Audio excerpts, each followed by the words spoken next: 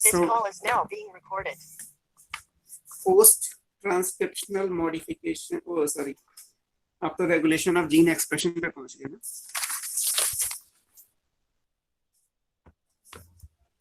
Sir back test की over on कुछ study किया था, बताओ बेटा। डाउट है। हाँ हाँ बोलो बोलो।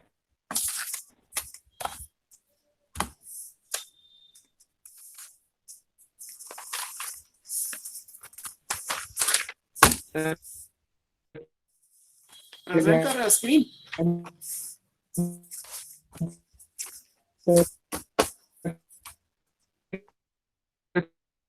पूछ लो। हाँ बताओ।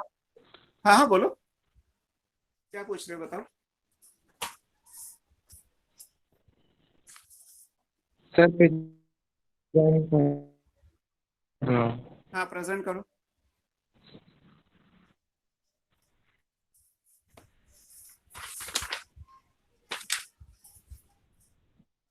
Yes sir. हाँ अभी आया नहीं।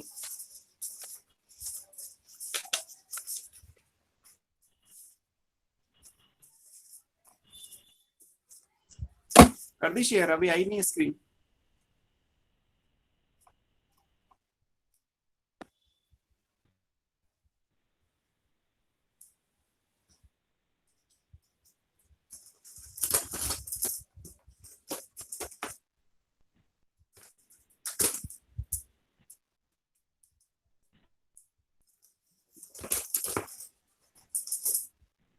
क्या हुआ?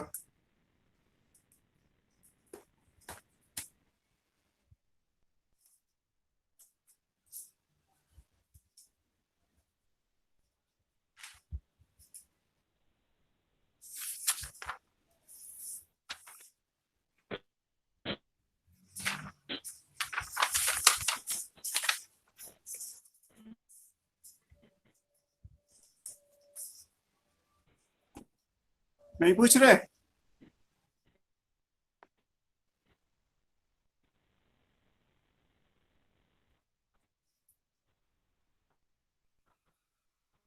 आप प्रेजेंट कर देना, मैं देख लूंगा।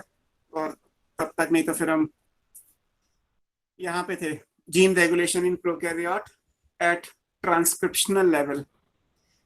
इससे पहले आपने पढ़ा था कि जो जीन्स का कंट्रोल होता है वो लग्जरी जीन कहलाती है, और जिनका नहीं होता वो हाउस कीपिंग इन जनरल। तो सबसे पहले हमने पढ़ा था जीन रेगुलेशन में, तो उसमें यही था टॉपिक में कि देयर आर फ्यू जिनका रेगुलेशन नहीं सर होता, इसका इनको हम हाउस कीपिंग या सर कॉन्जिक्यूटिव जीन्स कहते हैं। बिकॉज क्यों नहीं होगा? किसका आ गया? नॉनसेंस कोडॉन सर टेक कर दिया। पार्ट। चलो अब इसको समझो, ये कई सारे लोगों ने क्वेश्चन पूछा था, ऐसे रहने दो। इससे पहला है नॉनसेंस कोडॉन, आपने जो स्टॉप और कोडॉन किसी पढ़े के भी नहीं आया। हाँ आ गया। सो फर्स्ट ऑप्शन दिया हुआ है फॉर्मेशन ऑफ अनस्पेसिफाइड, हट गया। हाँ फॉर्मेशन ऑफ अन, और सबके में स्क्रीन शेयर हुई है। अब मुझे आपका क्वेश्चन दिख रहा है लेकिन रुकिए, तो ये तो बार बार हट रहा है।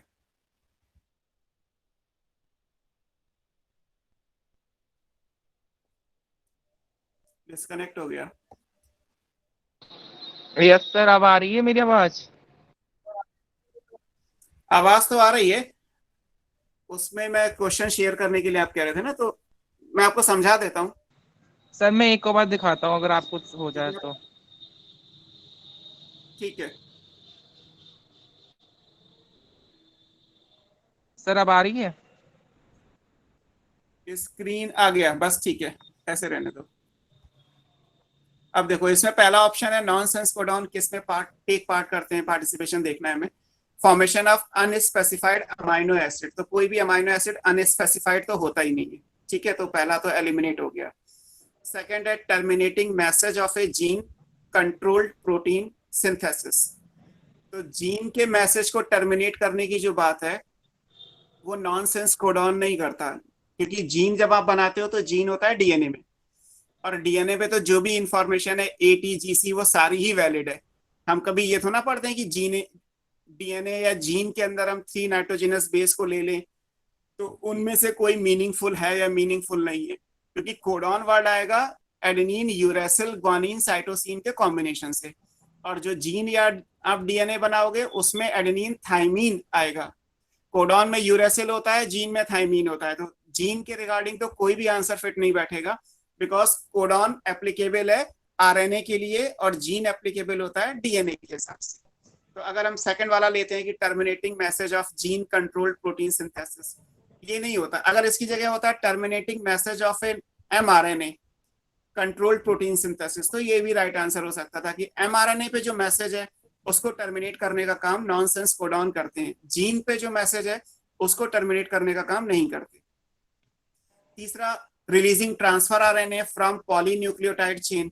टीआरएनए को रिलीज करने का काम नॉनसेंस कोडॉन का नहीं है। टीआरएनए तो एग्जिट साइट से रिलीज होता है और उसको रिलीज करने के लिए तो जब राइबोसोम स्लाइड करेगा, तो जो मैंने आपको बोला था, सिलेबस में तो नहीं है, ट्रांसलोकेशन जो मूवमेंट है और जो ट्रांसलोकेस फैक्टर होता है वो ये काम करता है। चौथा जो राइट आंसर है, शायद आपको समझ में ना आया हो, conversion of sense DNA into non sense one. जैसे मैंने बताया कि डीएनए पे जो भी इंफॉर्मेशन है एटीजीसी, वो सारी वैलिड है, सब मीनिंगफुल है, क्योंकि एडेनिन, थाइमिन, ग्वानिन, साइटोसिन सारे स्ट्रक्चरल जीन का पार्ट होते हैं। लेकिन जब इस एटीजीसी से आप कॉम्प्लीमेंट्री आरएनए बनाएंगे और वहां पे जब यूरेसिल, यूएए, यूएजी, यूजीए तीन में से कोई एक आएगा, तो जो सेंस वाला डीएनए था वो अब नॉनसेंस एमआरएनए में कन्वर्ट हो गया। आरएनए नॉनसेंस हो सकता है, डीएनए नहीं। इसलिए राइट आंसर ये दिया हुआ है। सर इसका एक बार ए आंसर और तो बी एट ऑप्शन होना एक्सप्लेन चाहिए कर दो। बोलो। सर, इसका आंसर तो 8 होना चाहिए ना, ये 105। 105 नहीं आ रहा मैं, अच्छा ठीक है। इसमें है कि सपोज एवोल्यूशन ऑन अर्थ, हाँ ठीक है, 12 डिफरेंट टाइप के बेसिस हो गए और डीएनए सिंथेसिस अगर वैसी ही हुई, इंस्टेड ऑफ 20, क्या लिखा हुआ है, occurred in such a way that there were 96 amino acid instead of 20 and DNA has 12 different type of bases। ठीक है, तो अगर डीएनए में 12 बेसिस है और टोटल 96 अमाइनो एसिड है, तो अगर हम 12 बेसिस से कोड करेंगे सिंगलेट बना के तो 12 अमाइनो एसिड आएंगे। बट अगर हमने 12 बेसिस का डबलेट बनाया तो 12 इंटू 12 करेंगे तो 144 आ जाएगा, मतलब 96 पूरा हो जाएगा। तो सी आंसर हो गया, 2 आ गया। कोडॉन 2 बेस का मिलके बन जाएगा। इसे 4 से बना रहे हो तो 16 कॉम्बिनेशन बन सकते हैं, वैसे 12 इंटू 12 करोगे तो कितना होगा, 144। और जबकि बेस अमाइनो एसिड कितने हैं, 96, तो फिगर ओके फुलफिल हो सर। जाएगा।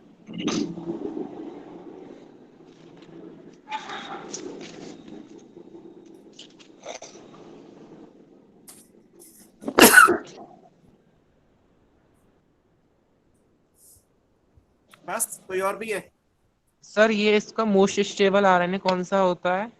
मोस्ट स्टेबल राइबोसोमल आरएनए होता है। बोला तो था राइबोसोमल आरएनए में कोई चेंजेस नहीं होते, बिकॉज वो राइबोसोम बनाने के पार्ट में यूज होता है और राइबोसोम का लाइफ स्पैन काफी है as compared to all. Maximum life span भी अगर देखा जाए तो राइबोसोम्स में जो राइबोसोमल आरएनए है उसी का होता है। तो सबसे ज्यादा स्टेबल टाइप का आरएनए राइबोसोमल आरएनए कहलाता सर, ये 100 वाला। है। An amino acid is attached to tRNA by, ये भी आपको पढ़ाया था। आप क्या लिखते हो, टीआरएनए कहाँ पे अटैच करता है, सीसीए।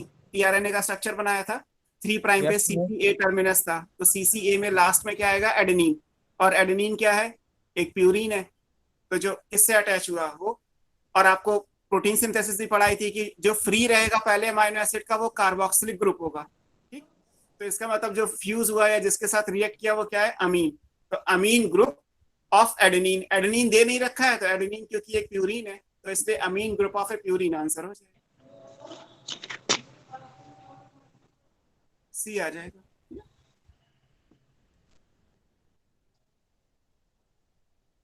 सर, 123। ये सर जो कैपिंग टेलिंग होती है वो साइटोप्लाज्म में नहीं होती है? नहीं, न्यूक्लियस के अंदर ही तो पढ़ाई है, पूरी प्रोसेसिंग ही न्यूक्लियस के अंदर होती है। आपने लिखा तो था कि सर, जो ट्रांसलेशन होती है वो ट्रांसलेशन उस साइटोप्लाज्म में होती है ना, हाँ, इसलिए। ट्रांसलेशन साइटोप्लाज्म में होती है। अगर यूकैरियोट है तो पहले न्यूक्लियस के अंदर ट्रांसक्रिप्शन हो गया, एचएनआरएनए बनेगा, क्योंकि यूकैरियोट है तो एचएनआरएनए आएगा। फिर एचएनआरएनए में प्रोसेसिंग होगी, कैपिंग, टेलिंग और स्प्लाइसिंग सब हो जाएगा, ये सब भी न्यूक्लियस के अंदर हो जाएगा। फिर बनेगा मैच्योर आरएनए और या प्रोसेस्ड एमआरएनए। तो प्रोसेस्ड या मैच्योर एमआरएनए सब होने के बाद न्यूक्लियस से बाहर आता है। तो पोस्ट ट्रांसक्रिप्शनल मॉडिफिकेशन जो हुए वो कहाँ हुए? वो न्यूक्लियस के अंदर हो गए।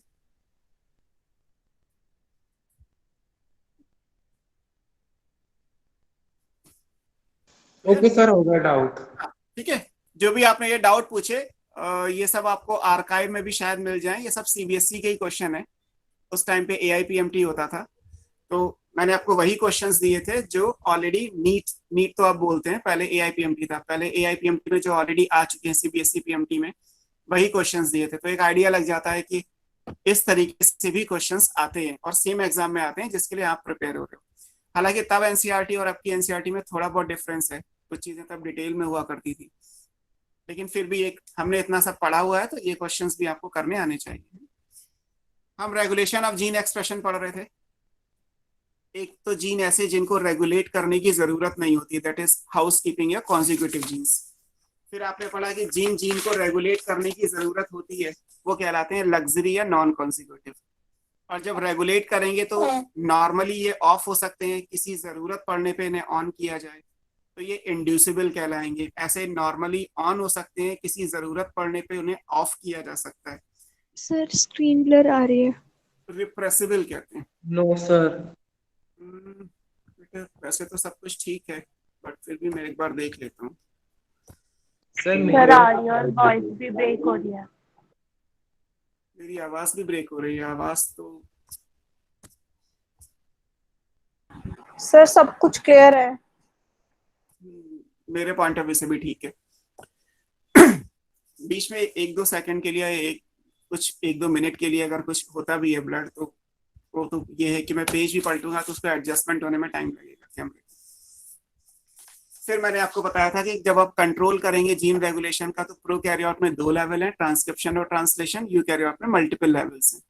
हालांकि हमें जो पढ़ना है डिटेल में वो ट्रांसक्रिप्शन लेवल पे प्रोकैरियोट में जीन रेगुलेशन है। तो हमारी हेडिंग थी कि जीन रेगुलेशन अगर प्रोकैरियोट में है एट ट्रांसक्रिप्शन लेवल, तो जिस मॉडल से एक्सप्लेन करते हैं that concept is called, that model is called operon concept. Operon एक रेगुलेटरी जीन का सेट है, मतलब रेगुलेशन में जो जीन्स इन्वॉल्व है उनका नंबर भी एक से ज्यादा होगा, because it's a set of regulatory genes. और ये किसने सजेस्ट किया था? जैकब एंड मोनार्ड ने।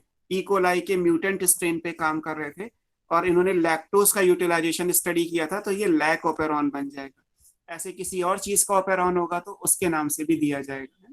तो अलग अलग ऑर्गेनिज्म में ओपेरॉन अलग अलग हो सकते हैं, बट ओपेरॉन का मतलब है एक रेगुलेटरी जीन का सेट जो अपने अपने फंक्शंस परफॉर्म करती होंगी। अब ये ओपेरॉन में क्या क्या होता है और ये क्या क्या काम करते हैं, तो हमें उस तरीके को देखना है। अब आप आज की क्लास के हिसाब से स्टार्ट कर सकते हैं। हम लैक ओपेरॉन पढ़ रहे थे और लैक ओपेरॉन में आपको पढ़ना है कि जैसे मैंने आपको एग्जाम्पल दिए कि अगर फॉर एग्जाम्पल है ना, मैं उसी से कंटिन्यू कर रहा हूँ कि ओपेरॉन एक सेट ऑफ रेगुलेटरी जीन हो गया, तो लैक्टोज का यूटिलाइजेशन था तो लैक ओपेरॉन हो गया। अब इस लैक ओपेरॉन को अगर हम रखें कि ये इंड्यूसिबल है या रिप्रेसिबल है, बिकॉज 2 टाइप के हो सकते हैं। जिन भी जीन्स को रेगुलेट किया जाता है वो कंडीशनली ऑन या ऑफ के अकॉर्डिंगली इंड्यूसिबल या रिप्रेसिबल आपने बनाया था, तो लैक ओपेरॉन किस कैटेगरी में आएगा? और फिर अगर हम किसी दूसरी कैटेगरी का भी एग्जाम्पल लिखें तो वो भी आ सकता है, क्योंकि लैक ओपेरॉन हमारे सिलेबस में है। तो अगर हम LAC लैक ओपेरॉन की बात करें, then it's a type of negative control. Negative control को आपने क्या लिखा था? इंड्यूसिबल। तो ये इंड्यूसिबल ओपेरॉन कहलाता है, या इसको नेगेटिव कंट्रोल कहते हैं, negative control of gene regulation. Inducible genes को आपने लिखा था कि वो नेगेटिव कंट्रोल से ऑपरेट होती है। ये भी हम पढ़ेंगे लैक ओपेरॉन, बट अगर हम कंट्रास्ट में लिखे तो एक TRP, ट्रिप बोलते हैं, TRP ट्रिप ओपेरॉन भी है। सिर्फ एग्जाम्पल है ना, बाकी में ट्रिप ओपेरॉन नहीं पढ़ना। ट्रिप किस चीज के लिए आता है? ट्रिप्टोफैन अमाइनो एसिड है उसके लिए। जैसे लैक्टोज शुगर के लिए है, ट्रिप्टोफैन अमाइनो एसिड है, आपने पढ़ा होगा, तो ये ट्रिप ओपेरॉन कहलाता है। ट्रिप ओपेरॉन किसका एग्जाम्पल है? ये रिप्रेसिबल ओपेरॉन का एग्जाम्पल है। फिर उसके हिसाब से ये पॉजिटिव कंट्रोल में आएगा।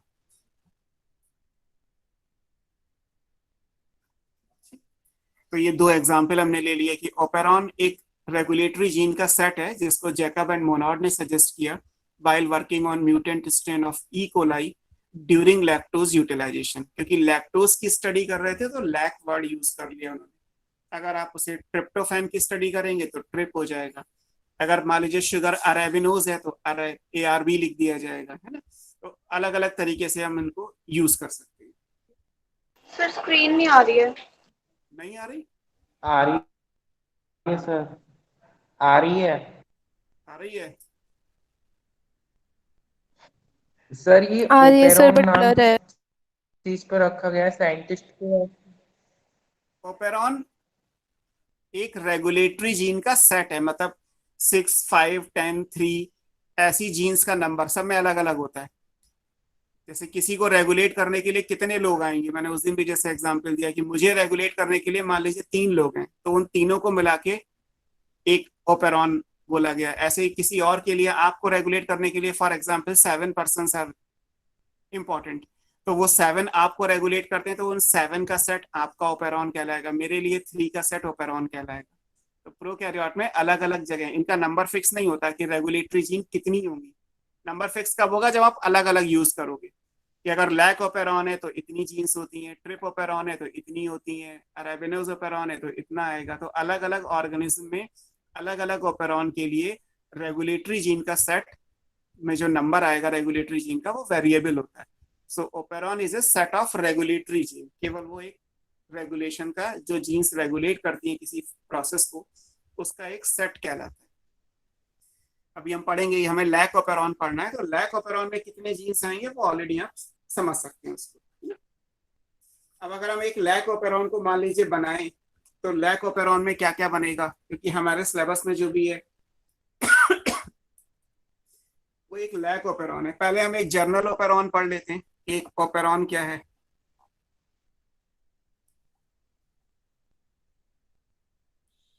तो जब आप किसी भी ओपेरॉन को बनाएंगे तो ये ओपेरॉन है, जैसे ये डीएनए है।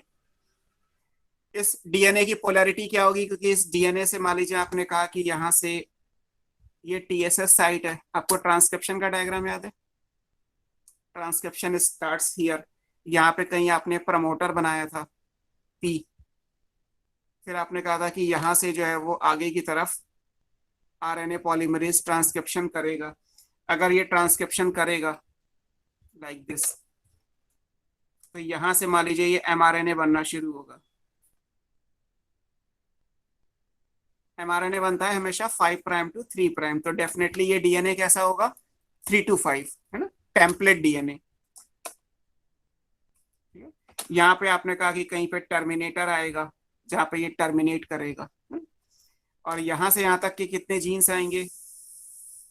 अगर ये प्रोकैरियोट का डायग्राम है तो आपने लिखा था कि प्रोकैरियोट के अंदर नंबर ऑफ जीन्स एक से ज्यादा होते हैं। प्रोकैरियोट का डीएनए क्या कहलाता है? पॉलीसिस्ट्रॉनिक, है ना। ये यहाँ पे क्या है? ये पॉलीसिस्ट्रॉनिक है।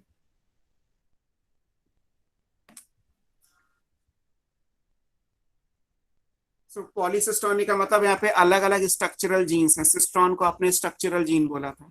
मैंने अभी केवल उतना ही बनाया जितना आपने ट्रांसक्रिप्शन के मॉडल में पढ़ा था, जहाँ पे आपको मैंने एक ट्रांसक्रिप्शनल यूनिट का डायग्राम बना के दिखाया था कि 5 to 3 हमारा टेम्पलेट डीएनए होगा, जिसको कॉपी करके हम यहाँ पे ट्रांसक्रिप्शन होगा, जिसको कॉपी करके आप mRNA बनाएंगे। तो जो डीएनए कॉपी होता है वो 3 to 5 है, इसकी कॉपी करके 5 to 3 mRNA बनेगा। कहाँ से सिंथेसिस शुरू होती है? प्रमोटर होता है, यहाँ पे टर्मिनेटर होता है, बीच में स्ट्रक्चरल जीन बनाई थी। ये ट्रांसक्रिप्शन स्टार्ट साइट है। इधर के जो बेस पेयर है वो डाउन स्ट्रीम कहलाते हैं, इधर जो है वो अप स्ट्रीम होते हैं। ये सब आपको मैंने ट्रांसक्रिप्शन की यूनिट में पढ़ाया था। तो इन जीन्स का काम है कि mRNA बने, और mRNA से मान लीजिए फिर यहाँ पे अगर ट्रांसलेशन हो गया, तो जब ट्रांसलेशन होगा तो यहाँ पे प्रोटीन्स बन जाएंगी, पॉलीपेप्टाइड्स बन जाएंगे। सर बहुत ज्यादा ब्लर है वीडियो। यस यस सर, तो बहुत मैं क्लियर है। rejoin करता हूँ। Yes sir. Yes sir. पर मुझे तो क्लियर दिख रहा है। कोई बात नहीं, अब मैं रिजॉइन करता हूँ जिसको भी ये डाउट पूरा हो जाएगा।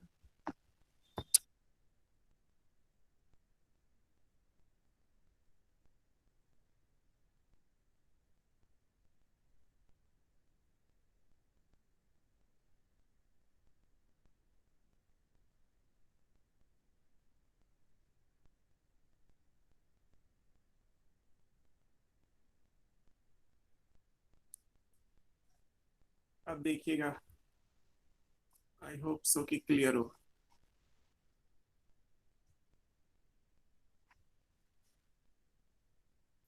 Yes sir. दिख रहा है? बिल्कुल क्लियर। ओके, क्योंकि मैंने रिज्वाइन कर लिया तो अब कोई पॉसिबिलिटी नहीं है। अगर ब्लड होगी तो वो थोड़ी देर में भी अपने आप ऑटो करेक्ट मोड में चला जाए। सो ये अभी हमने वही समझा, ये जो फिगर में जितना भी ड्रॉ किया गया है वो वही है जो आपने ट्रांसक्रिप्शन ट्रांसलेशन के कंसेप्ट में पढ़ा।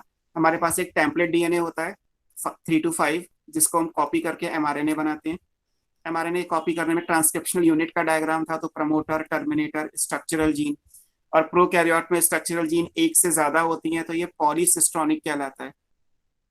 एमआरएनए कॉमन बनेगा एक साथ, फिर एमआरएनए से जितनी यहाँ पे जीन्स होंगी अकॉर्डिंगली उतने पॉलीपेप्टाइड बन के तैयार हो जाएंगे। ये तो वही डायग्राम है जो था।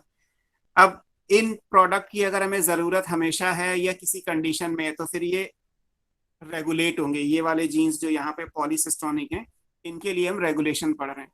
तो इनको रेगुलेट करने के लिए, मतलब ये जीन ये प्रोडक्ट बनाए, इस बात को गवर्न करने के लिए यहाँ पे सेट ऑफ रेगुलेटरी जीन होता है, जिसको आप ओपेरॉन बोलते हैं। तो इस ओपेरॉन में क्या क्या आएगा? ये तो स्ट्रक्चरल जीन हो गए। ये हमारे पास पी हो गया, प्रमोटर आपने लिखा ही था। ये जगह हमने खाली छोड़ी थी। प्रमोटर वो था जहाँ पे RNA polymerase along with sigma factor bind करता है, और यहाँ से सिग्मा फैक्टर रिलीज हो जाता है, केवल कोर एंजाइम सिंथेसिस करता है। प्रमोटर और स्ट्रक्चरल जीन के बीच में जो सेक्शन है ये ओ कहलाता है। अभी मैं सबके नाम लिख दूंगा। ये ऑपरेटर होता है। इस प्रमोटर से कुछ दूर पहले यहाँ पे एक और जीन होता है जिसको स्मॉल आई से शो करते हैं, और इस स्मॉल आई के लिए भी इसका एक अपना पी प्रेजेंट होता है। तो पी दो जगह आएगा, एक ओ से पहले आएगा और एक स्मॉल आई से पहले आएगा। ये जो पी, स्मॉल आई, फिर पी और फिर जो ओ है, ये रेगुलेटरी जीन्स कहलाते हैं ना। जैसे ये तो स्ट्रक्चरल जीन हो गए, ये क्या है? These are called regulatory gene. तो जिन जीन्स को रेगुलेट करना है वो ये है, और जिनको रेगुलेट करना है वो ये पॉलीसिस्टोनिक है। पॉलीसिस्टोनिक क्या थे? ये स्ट्रक्चरल जीन थे जो अपना काम करते हैं। बस ये अपना काम कब करेंगे और कब नहीं करेंगे ये डिसाइड करने के लिए ये प्रेजेंट है। तो ओपेरॉन बेसिकली क्या है? ये सेट ऑफ रेगुलेटरी जीन है अलोंग विद स्ट्रक्चरल जीन। ये जो ब्लू से लिखे हैं ये डिसाइड करेंगे कि रेड वाले जीन्स अपना काम करें या किसी कंडीशन में रेड वाले जीन्स अपना काम ना करें। एंड दैट डिपेंड्स कि ओपेरॉन इंड्यूसिबल है या रिप्रेसिबल है, नेगेटिव कंट्रोल है या पॉजिटिव कंट्रोल है। तो हम जो ओपेरॉन पढ़ रहे हैं वो बेसिकली ये, इनका मीनिंग क्या है, ये क्या क्या काम करते हैं। तो किसी भी ओपेरॉन के अंदर आपको स्ट्रक्चरल जीन मिल जाएंगे, बट अपार्ट फ्रॉम दैट हमने जो ये लिखा है पी, आई और कैपिटल पी और ओ, इसमें हम यहां से स्टार्ट करते हैं। ओ क्या है? O is the operator gene. O को क्या बोलते हैं? ऑपरेटर बोलते हैं। ओ स्टैंड फॉर ऑपरेटर, तो this is operator gene. Operator gene का काम क्या होता है? जैसे हमने पढ़ा था कि इंड्यूसिबल ओपेरॉन में हमें इंड्यूसर चाहिए तो ये काम करना शुरू होगा, नॉर्मली ऑफ होता है। और रिप्रेसिबल में आपने पढ़ा था कि नॉर्मली ऑन है, इसे रिप्रेसर चाहिए और वो रिप्रेसर आके इसको ऑफ करेगा। तो जो इंड्यूसर और रिप्रेसर है, डिपेंडिंग ऑन इंड्यूसिबल और रिप्रेसिबल ओपेरॉन, वो जहां पे बाइंड करते हैं वो सेक्शन ऑपरेटर जीन कहलाता है। ये वो एरिया है वेयर इंड्यूसर और repressor binds. And that depends, अगर इंड्यूसिबल ओपेरॉन होगा तो इंड्यूसर और रिप्रेसिबल ओपेरॉन होगा तो रिप्रेसर। तो रिप्रेसर या इंड्यूसर जहां पे बाइंड करते हैं वो सेक्शन क्या है? ओ है, that is called operator gene. P क्या है? पी प्रमोटर है, आपने लिखा ही था।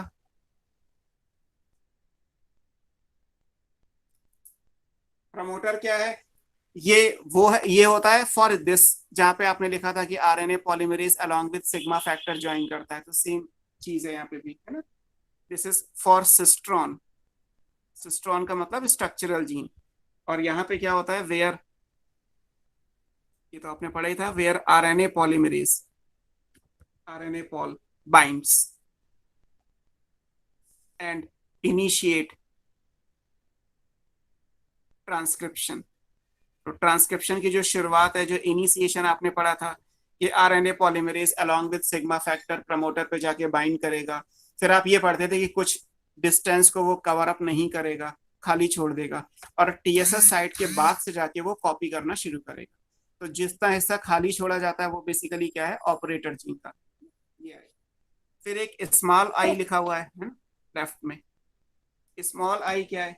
इसको हम बोलते हैं इनिबिटरी, इनिबिशन का काम करती है ये, या रेगुलेटरी जीन।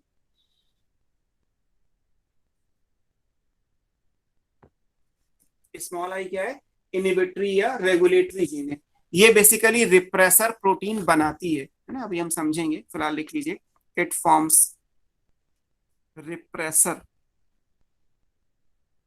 रिप्रेसर एक प्रोटीन है, मॉलिक्यूल्स। रिप्रेसर प्रोटीन का मॉलिक्यूल बनाना यहां पे आएगा, है ना। तो स्मॉल आई का फंक्शन ये हो गया कि रिप्रेसर प्रोटीन बनाएगा। रिप्रेसर प्रोटीन बना के क्या काम होगा वो भी हम समझेंगे, 5 मिनट्स में पहुंच जाएंगे। सर हाँ बोलो। सर यस, यहाँ प्रमोटर जीन का 2 बार आने का यूज क्या हुआ? अभी आप समझोगे, बस 5 मिनट दो, हम वहीं पे पहुंच जाएंगे। और फिर ये पी ओके है, सर। बोलो। सर ये क्या, ये वाला जो पी है क्या कहलाता है? दिस इज सर ये इंड्यूसिबल जीन भी तो बना सकते हैं। इंड्यूसिबल जीन नहीं बनाएगा। इंड्यूसिबल जीन कहाँ पे है? इंड्यूसिबल तो जीन होते ही नहीं ना, इंड्यूसिबल तो ओपेरॉन होगा, बोलो। सर जो आपने लास्ट क्लास में ये कराया था inducible gene and repressible gene, मेरे को ये वहां से थोड़ी कंफ्यूजन हो रही है। वहां से कंफ्यूजन नहीं करना है, क्योंकि देखो, ये जो आपको पढ़ाया था ये तो आपको जर्नल पढ़ाया था। जर्नल का मतलब this is applicable for prokaryote as well as eukaryote, है ना। ये प्रोकैरियोट यूकैरियोट दोनों के लिए है। जो स्ट्रक्चरल जीन थे, जैसे स्ट्रक्चरल जीन जो अपना काम करते हैं, उन जीन को मुझे ऑफ या ऑन करना है। तो वही स्ट्रक्चरल जीन जो नॉर्मली ऑफ रहते हैं किसी कंडीशन में ऑन होते हैं, तो those structural gene are called inducible gene. ऐसे ही जो नॉर्मली ऑन है, कंडीशनली ऑफ है, वही स्ट्रक्चरल जीन क्या कहलाएंगे? रिप्रेसिबल कहलाएंगे। लेकिन इंड्यूसिबल जीन को कंट्रोल करने के लिए क्या चाहिए हमें? इन प्रेजेंस ऑफ इंड्यूसर, तो इंड्यूसर चाहिए होगा। ऐसे रिप्रेसिबल जीन को कंट्रोल करने के लिए हमें क्या चाहिए होगा? रिप्रेसर चाहिए होगा। जब तक आप कॉमन पढ़ रहे थे तब तक कहीं पे ओपेरॉन वर्ड नहीं था।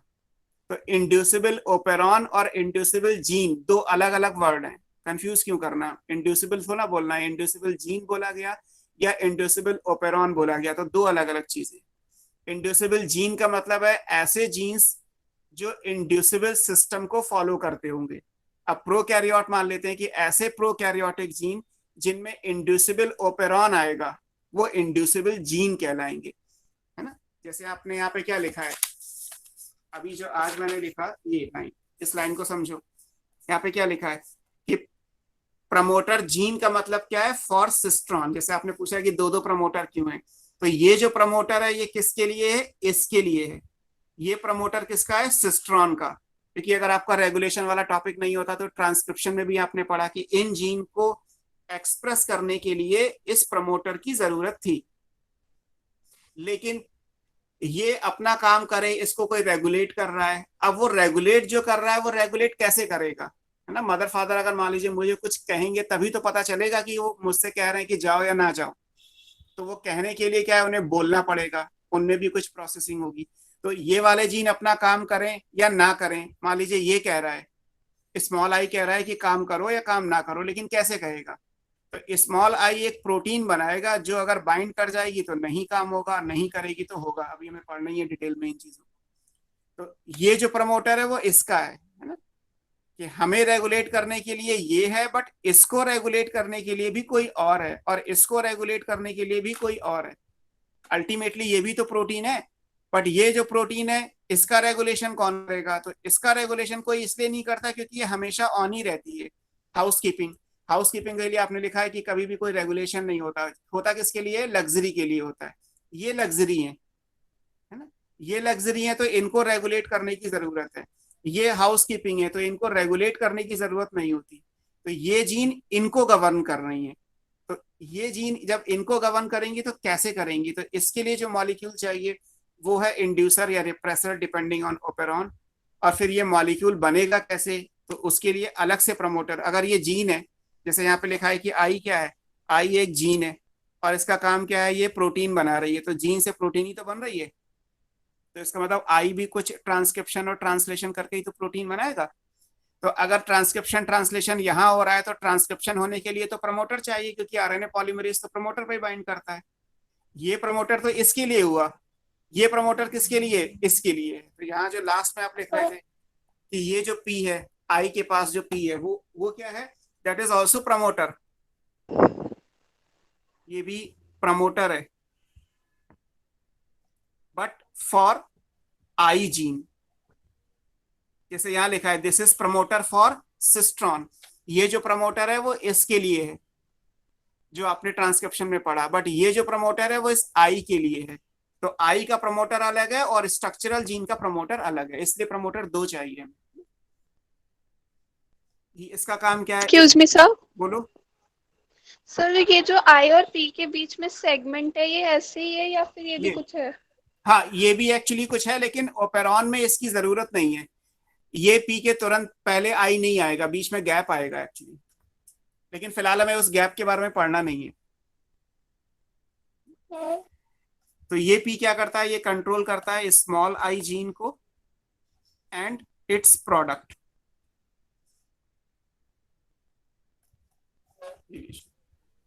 तो जो 4 जीन्स है ओपीआईपी, इधर से पढ़ेंगे ओपीआईपी है ना, अप स्ट्रीम ये है, ये डाउन स्ट्रीम था। तो अप स्ट्रीम में पढ़ेंगे तो ओपीआईपी क्या है? ये बेसिकली ये जीन्स हैं, इनके ये पर्टिकुलर काम है। ये तो इसमें तो कोई डाउट नहीं है ना। सिस्टरॉन तो आपको याद होगा ना, बहुत पहले ट्रांसक्रिप्शन की क्लास हुई थी तब आपको पढ़ाया था पॉलीसिस्टोनिक मोनोसिस्टोनिक, क्योंकि हम प्रोकैरियोट पढ़ रहे हैं। तो ओपेरॉन तो ओपेरॉन लिखा है तो इसका मतलब ही प्रोकैरियोट है। तो कोई कंफ्यूजन करनी ही नहीं कि यूकैरियोट में क्या है ना। आप लोग कंफ्यूजन इसलिए करते हो कि आप चीजों को जर्नल कब लेके आना है और कब स्पेसिफाइड करना है, इसमें कंफ्यूज होते हो। जबकि हर जगह बुक में या मैंने पढ़ाते समय भी आपको हर जगह मेंशन किया है कि ये यूकैरियोट का है, ये प्रोकैरियोट का है। जहां मेंशन नहीं किया गया वो जर्नल होगा। तो जैसे आपने क्लियर एक बड़ी सी हेडिंग लिखी है कि regulation of gene expression at transcriptional level in prokaryote, तो इसका मतलब आप जो भी आप पढ़ रहे हो वो सब प्रोकैरियोट का है, यूकैरियोट का कुछ नहीं है। अब अगर प्रोकैरियोट का है तो प्रोकैरियोट में आपने पढ़ा था कि यहाँ पे मल्टीपल सिस्टोन होंगे, एक से ज्यादा सिस्टोन होंगे, तो ये पॉलीसिस्टोनिक स्ट्रक्चरल जीन हो गई। अब ये जीन अपना काम करे या ना करे, इसको गवर्न करने के लिए यहाँ पे ये रेगुलेटरी जीन का सेट है। इन द नॉर्मल केस ये जीन अपना काम कर रहे हैं, तो इन जीन को एक्सप्रेस करने के लिए जो आरएनए पॉलीमरेज है वो कहाँ बाइंड कर रहा था? प्रमोटर पे। तो एक प्रमोटर तो नॉर्मल है, प्रमोटर फॉर सिस्टोन, जहाँ पे आरएनए पॉलीमरेज बाइंड करके ट्रांसक्रिप्शन को इनिशिएट करता है। ये तो हम पहले ही पढ़ चुके हैं। हमने उस टाइम पे ये पढ़ा था कि प्रमोटर और स्ट्रक्चरल जीन के बीच में एक गैप होता है, जिसको मैंने बोला था कि आरएनए पॉलीमरेज स्पेल चेकर के तरीके से केवल रीड करेगा और टीएसएस के बाद से अपना काम करना शुरू करेगा। तो एमआरएनए हमेशा टीएसएस के बाद से बना। तो ये है क्या? आज हम उसका नाम पढ़ रहे हैं कि यहाँ पे जो भी जीन था वो ओ था, ऑपरेटर जीन है। इसका यूज क्या है अभी हम देखेंगे कि वो इंड्यूसर या रिप्रेसर बाइंड करेगा। अब यहाँ जो भी बाइंड करेगा, मान लीजिए यहाँ पे लिखा है कि ये रिप्रेसर या बाइंड करता है, तो ये बनाएगा कौन? इसको बनाने के लिए जो जीन है वो स्मॉल आई है। स्मॉल आई का काम क्या है? ये रिप्रेसर प्रोटीन, रिप्रेसर एक प्रोटीन का मॉलिक्यूल है, तो ये प्रोटीन बनती है। अगर ये प्रोटीन बनती है तो प्रोटीन बनने का तरीका तो यहाँ भी वैसे ही होगा कि स्मॉल आई से पहले ट्रांसक्रिप्शन होगा तो एक एमआरएनए बनेगा और फिर ट्रांसलेशन होगा तो प्रोटीन बनेगा। तो अगर यहाँ पे ट्रांसक्रिप्शन ट्रांसलेशन हो रहा है, जैसे यहाँ हो रहा है वैसे यहाँ भी हुआ होगा। अगर यहाँ ट्रांसक्रिप्शन ट्रांसलेशन होगा तो डेफिनेटली इसके लिए भी तो आरएनए पॉलीमरेज प्रमोटर पे ही बाइंड करेगा ना, तो ये प्रमोटर पे थोड़ा ना बाइंड करेगा। प्रमोटर हमेशा स्ट्रक्चरल जीन से पहले होता है, जैसे ये स्ट्रक्चरल जीन थी तो ये प्रमोटर है। यहाँ इसे स्ट्रक्चरल जीन नहीं बोलते, कंफ्यूज ना हो, इसको क्या बोलते हैं, इनहिबिटरी या रेगुलेटरी जीन बोलते हैं, क्योंकि यहाँ से जो प्रोटीन बनेगी वो स्ट्रक्चर या फिनोटाइप का पार्ट नहीं है। यहाँ से जो प्रोटीन बनेगी वो इसको रेगुलेट करने का काम करती है और बेसिकली इनहिबिट करती है, तो इसलिए इसको नाम स्मॉल आई इनहिबिटरी जीन दिया गया। तो इसका प्रमोटर अलग है और स्ट्रक्चरल जीन का प्रमोटर अलग है, दोनों जगह लिखा है promoter for cistron and promoter for I gene. तो किसी भी ओपेरॉन के अंदर OPIP ये तो रेगुलेटरी जीन है, ये होंगे, और इसके अलावा सिस्ट्रॉन होंगे। सिस्ट्रॉन कितने होंगे वो वेरिएबल है, बट डेफिनेटली एक से ज्यादा होंगे, क्योंकि प्रोकैरियोट में जो भी जीन्स आप पढ़ते हैं वो पॉलीसिस्ट्रॉनिक पढ़ते हैं, जो mRNA बनता है वो पॉलीसिस्ट्रॉनिक होता है। फिर प्रोटीन भी अकॉर्डिंगली जितनी जीन्स होगी उतनी बनेगी। अगर यहाँ 3 जीन्स है तो 3 प्रोटीन बन गई, 5 है तो 5 बनेंगी, 9 होंगी तो 9 बनेंगी, इस तरीके से आएगा। तो मैंने आपको एक जर्नल ओपेरॉन का पढ़ाया कि एक सिंपल ओपेरॉन हो, कोई भी हो, चाहे लैक ओपेरॉन हो, ट्रिप ओपेरॉन हो, ये वाला सेक्शन तो आएगा ही आएगा। यहाँ पे स्ट्रक्चरल जीन का नंबर वेरिएबल है। इसके आगे कंटिन्यू करता हूँ। इसके आगे आपको ये देखना है कि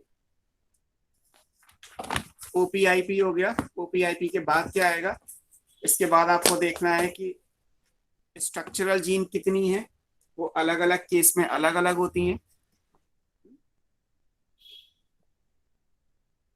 स्ट्रक्चरल जीन्स को आप सिस्ट्रॉन कहते हैं, क्योंकि ये एक से ज्यादा होंगी तो इसीलिए मैंने वहां पे फिगर में लिखा है पॉलीसिस्ट्रॉनिक। और प्रोकैरियोट है तो इसलिए मोनोसिस्टोनिक का कोई क्वेश्चन ही अराइज नहीं होता। बट ये कितनी होंगी ये वेरिएबल है। अब जैसे आप एग्जाम्पल लें, इनका नंबर क्या होगा, डेफिनेटली मोर देन 1, ये तो फिक्स है, बट इनका नंबर कितना होगा वो वेरिएबल है। अगर हम एग्जाम्पल में मान लीजिए लैक ओपेरॉन लें, जो आप ई कोलाई में पढ़ रहे हैं, जहां से जैकब एंड मोनार्ड ने डिस्कवरी की, तो यहाँ पे स्ट्रक्चरल जीन का नंबर 3 है।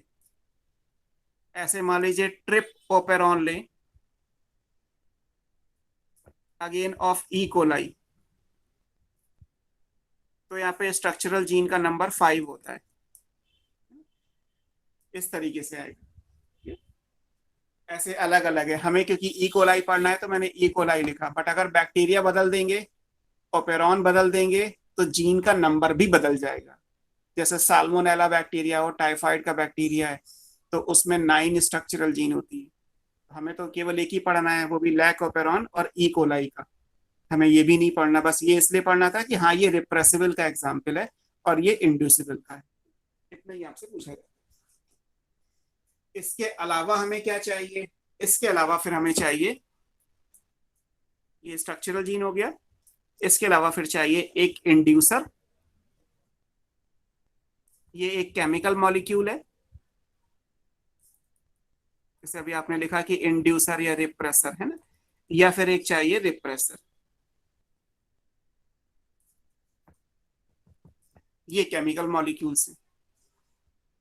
इंड्यूस करने के लिए कोई केमिकल सब्सटेंस चाहिए और रिप्रेसर भी कोई केमिकल सब्सटेंस होगा जो depending on the operon inducible है या रिप्रेसिबल है, काम करेंगे।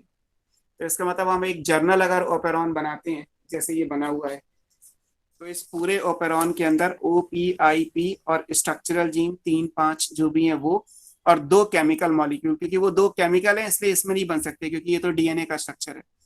2 केमिकल चाहिए होंगे, 2 में से कोई एक ही होगा डिपेंडिंग ऑन इंड्यूसिबल और रिप्रेसिबल। यहाँ इंड्यूसर चाहिए या रिप्रेसर चाहिए। अब मान लीजिए हम लैक ओपेरॉन पढ़ते हैं, अगर लैक्टोज का, जैसे अभी आपने बनाया एक ओपेरॉन का स्ट्रक्चर, अगर हम इसको लैक ओपेरॉन के हिसाब से समझें,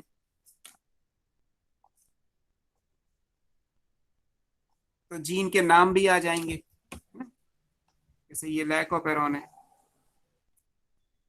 3, 5। अब लैक ओपेरॉन में लिखा है कि लैक ओपेरॉन में स्ट्रक्चरल जीन कितने होते हैं, 3, तो यहाँ पे 3 जीन्स आएंगे। इनका सीक्वेंस पूछा जाता है, तो अगर हम 3 to 5 लिख रहे हैं तो सबसे पहले जो आएगा वो लैक Z फिर आएगा लैक वाई, फिर आएगा लैक ए। जीन को हमेशा स्मॉल लेटर से लिखा जाता है, तो लैक जेड वाई ए, क्योंकि ये पॉलीसिस्टोनिक है। तो पॉलीसिस्टोनिक में यहाँ पे कितने स्ट्रक्चरल जीन होते हैं ई कोलाई के लैक ओपेरॉन में? 3, तो इसलिए यहाँ पे 3 आ गए। अब यहाँ पे क्या आएगा? सेम, ये ओ, ये पी, यहाँ पे आई आएगा, बट क्योंकि ये लैक का है तो ये लैक आई, और लैक आई का पी अलग से भी होगा। अभी लिखा था ओ पी आई पी, तो आई के लिए लैक आई भी अलग से लिख दिया। अब lac Z, lac Y, lac A करते क्या है? तो मान लीजिए जैसे भी हमने फिगर बनाया कि अगर यहां से ट्रांसक्रिप्शन स्टार्ट होगा तो यहां से एक एमआरएनए बन जाएगा,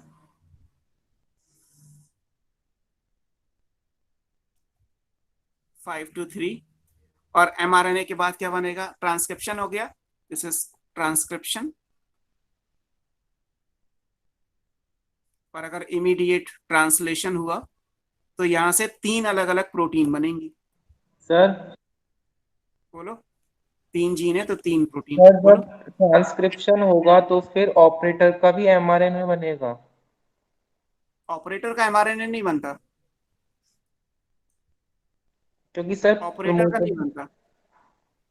प्रमोटर का भी बनता है, तो प्रमोटर का एमआरएनए नहीं बनता। प्रमोटर तो वो साइट होती है जहां पे आरएनए पॉलीमरेज बाइंड करता है, यही तो पढ़ा है आपने। आपने ट्रांसक्रिप्शन में क्या पढ़ा था कि प्रमोटर वो साइट है जहां पे आरएनए पॉलीमरेज बाइंड करता है। अब आरएनए पॉलीमरेज बाइंड करेगा, लेकिन आरएनए पॉलीमरेज कौन सी जीन को एमआरएनए में कन्वर्ट करता है? स्ट्रक्चरल जीन को। तो यहां से एमआरएनए बनेगा, या रेगुलेटरी जीन का होगा तो लैक आई से बनेगा।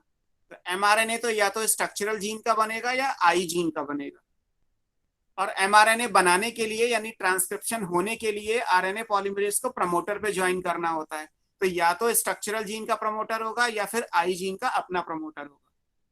बस ये है। बेसिकली लैक ओपेरॉन का स्पेशलिटी क्या हुआ? लैक ओपेरॉन में ये सब चीजें तो आएंगी, बट लैक ओपेरॉन में 3 जीन्स होती हैं, ये याद रखनी है। इनके नाम है lac Z, lac Y, lac A. और जो रेगुलेटरी जीन है वो लैक आई से लिख दी जाएगी। अगर मान लीजिए ट्रिप ओपेरॉन होता तो यहाँ 5 बनाते हैं आप, trp A B C D E ऐसे मान लीजिए, और यहाँ पे टीआरपी आई हो जाता। बस इतना ही तो आएगा, जो ओपेरॉन होगा वो वर्ड यहाँ पे लिख दिया जाएगा। अब ये जीन जेड वाई ए 3 प्रोटीन बनाते हैं। पॉलीपेप्टाइड का मतलब प्रोटीन्स हो गई। अब ये तीनों प्रोटीन्स हैं कौन सी? एक्चुअली ये 3 एंजाइम्स हैं जो लैक्टोज के यूटिलाइजेशन में यूज होते हैं। तो लैक जेड क्या बनाता है? हमें इन तीनों को अलग अलग पढ़ना है।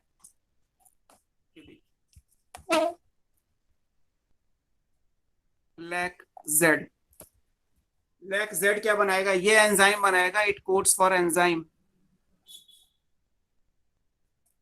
एंजाइम कौन सा है? Beta galactoside.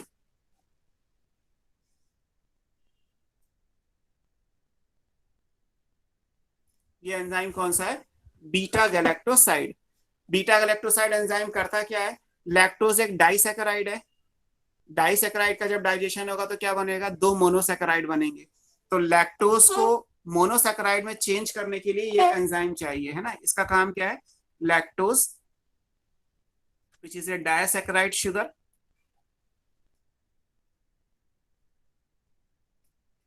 इसको चेंज किया जाता है किसमें? ग्लूकोज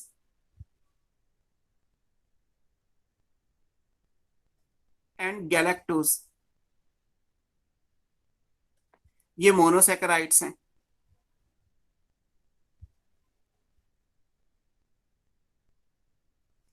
तो ग्लूकोज और गैलेक्टोज में चेंज करने के लिए जो एंजाइम चाहिए वो है बीटा गैलेक्टोसाइड। साइडेज होगा, साइडेज। एंजाइम हमेशा एज के साथ एंड होता है। तो बीटा गैलेक्टोसाइडेज एंजाइम का काम क्या है? Lactose which is a disaccharide, उसको चेंज करना टू मोनोसैकेराइड में। क्लियर?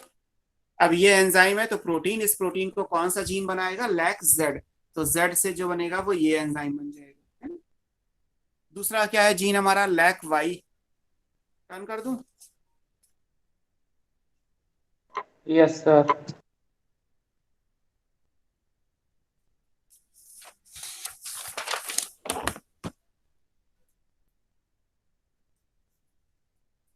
लैक वाई क्या करता है? लैक वाई भी एक एंजाइम को कोड करेगा, वो एंजाइम कौन सा है और उसका काम क्या है? So lac Y code for enzyme beta galactoside permease. ये एंजाइम है बीटा गैलेक्टोसाइड परमीएज। इसका काम क्या होता है? It increases permeability. इसका काम है परमिएबिलिटी को इंक्रीज करना, किसकी? Of the cell. सेल की परमिएबिलिटी को इंक्रीज करना है, किस चीज के लिए? To beta galactoside. जैसे आप इस तरीके से समझिए कि ये लैक्टोज शुगर हमने मीडियम में दिया, इकोलाई को ग्रो कराया जैकब एंड मोनार्ड ने इन द कल्चर मीडियम, और उसमें लैक्टोज शुगर दिया। तो लैक्टोज शुगर को एब्जॉर्ब करने के लिए जो इकोलाई की सेल मेम्ब्रेन होगी उसकी परमिएबिलिटी इंक्रीज करनी होती है। तो मेम्ब्रेन की परमिएबिलिटी इंक्रीज होगी तो मेम्ब्रेन किसी सब्सटेंस को एब्जॉर्ब करेगी, तो दैट सब्सटेंस इज लैक्टोज। तो लैक्टोज को एब्जॉर्ब करने के लिए हमें क्या चाहिए? Beta galactoside permease. तो ये भी बैक्टीरिया को बनाना होगा। फिर अंदर आ गया लैक्टोज, तो लैक्टोज को डाइजेस्ट करने के लिए एंजाइम क्या चाहिए? Beta galactoside. वो लैक जेड जीन से बना, वो आप पहले पढ़ चुके हैं। फिर जब रिएक्शन होगी तो आप अगर ग्लूकोज और गैलेक्टोज से पढ़े रेस्पिरेशन कैसे होता है, आपने जो पढ़ा है वो ग्लूकोज से पढ़ा है कि ग्लूकोज से ग्लाइकोलिसिस होगी, फिर उसके बाद पायरुवेट डीकार्बोक्सिलेशन होगा, क्रेब्स साइकिल होगी, फिर ईटीएस होगा। ये सब आपको रेस्पिरेशन इन प्लांट वाले चैप्टर में पढ़ाया गया होगा। फिर इसी में अगर हम यहाँ ई कोलाई की बात करें तो ई कोलाई में एक रिएक्शन होती है एसिटाइलेशन की, एसिटाइल को एंजाइम ए जहाँ पे बाइंड करता है, वहां पे एक और एंजाइम चाहिए। That enzyme is coded by gene lac A. तीसरी जीन है ये, है ना, lac Y, lac Z, lac A. Lac A से क्या बनता है? It code for enzyme beta galactoside trans acetylase.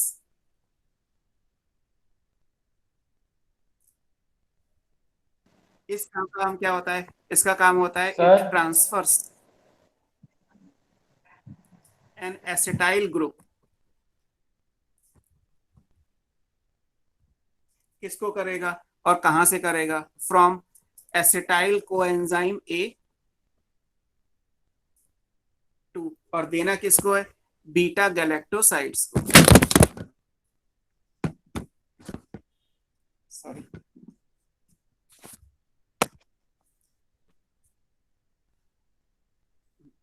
Beta गैलेक्टोसाइड्स।